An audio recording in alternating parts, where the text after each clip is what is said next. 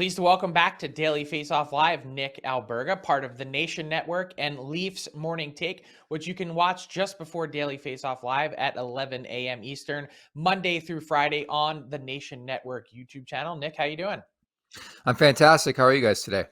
We are good. Let's get to some fantasy hockey talk. And I know it's early in the season. We're still just rounding out week 2, but who have been the biggest fantasy surprises for you to this point in the season for all of our poolies out there? Yeah, there's been a variety of them, and certainly I think the three names that I'm bringing to the table, many of you would agree with, starting with Valerie Nichushkin of the Colorado Avalanche. I thought he would have a really good season. Obviously, Colorado was looking for that guy to take that next step to fill in for the departed Nazem Kadri, but so far, Nichushkin's been out of this world. A top 10 fantasy file. You look at his body of work.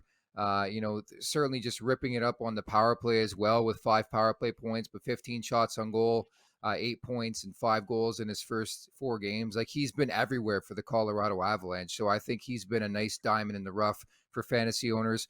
From there, we go to Philadelphia and Carter Hart and what he's put together so far.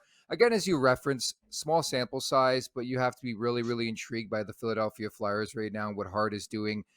He's the guy we expected a couple years back. And as you guys mentioned a bit earlier on with Eric Comrie, it does take a bit longer even for goalies with pedigree, like a guy like Carter Hart, to take that next step. 3-0-0, a 2 GAA, a 943 save percentage. Is that sustainable? Very, very unlikely. But I think he has a bounce back season at the slightest, at the very least, for the Philadelphia Flyers. And the last name I would bring up that's really impressed me so far is Vinny Trocheck with the New York Rangers, a top 6 fixture, the attachment Artemi Panarin. He's got 6 points in 5 games, 2 power play points, and 20 shots on goal. In the fantasy world, we love these guys who can do a bit of everything, the stat stuffers, if you will. And guys like this right now are really, really producing, especially considering their average draft position, right? For sure. And speaking of guys that are the stat stuffers, Nick, I wanted to ask you about Andrei Svechnikov. And he's someone who has sort of tantalized the fantasy community because he does have that ability to give the statistical buffet, lots of shots, lots of hits, Yeah. lots of goals, but he hasn't broken through for that truly elite season yet. He's had, career high 30 goals, 69 points. And yet he's only 22 years old. He's got 6 goals already in 4 games, including a hat trick. So what I want to know is, do you think this is it? This is the year that he breaks through, and will he be a first rounder in fantasy drafts next year?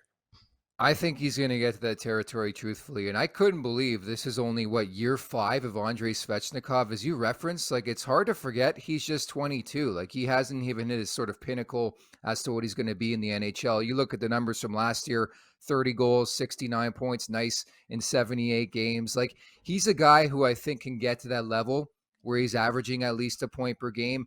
And then on top of that, imagine a Carolina team who, by the way, I picked to win the Stanley Cup this season. Fingers crossed, Max Pacioretty can return and be the same viable threat. Imagine him and Svechnikov in the top 6 there. I think that's a dynamic duo waiting to happen. And I think from the Svechnikov point of view, we've been waiting for this for a couple years in the fantasy world, and I think it's here. And to that point, obviously the 33.2% shooting percentage is unsustainable. But even if he hits at his career as of 12.1%, even a bit above that, I think this guy's going to score a plenty of goals this season. I think I like what he's brought to the table too with Kotkaniemi and Martin Necas so far on the second line. Yeah, I too picked the Carolina Hurricanes to win the Stanley Cup this year. Love that. Fascinated to see this team as they continue to grow under Rod Brindamore. Some big injury news this week, Nick. We had Gabriel Landeskog out 12 weeks. Probably nothing bigger than Aaron Ekblad and the hole that's on the Florida Panthers blue line with his injury. An unclear timeline to this point. You've got really, I've told somewhere around 6 weeks. Looks like a groin strain, but it's impossible to put a confirmed timeline on it at this point for the Panthers, and they can't really go out and add someone based on their situation with the cap. So my question to you is there anyone from a fantasy perspective that could, maybe benefit from Ekblad being out? Yeah, well, that's a thing pertaining to the Florida Panthers. As you mentioned, they're going to need the money when he does come back in the time you allotted there. And certainly, I think you look internally for the replacement. I couldn't run quick enough to pick up Gustav Forsling off the waiver wire. He jumped 16% in an hour after the Ekblad news went local and went viral here. I think Forsling's your guy, whether you trade for him or he's still readily available in your fantasy league. You look at his body of work so far in this early season.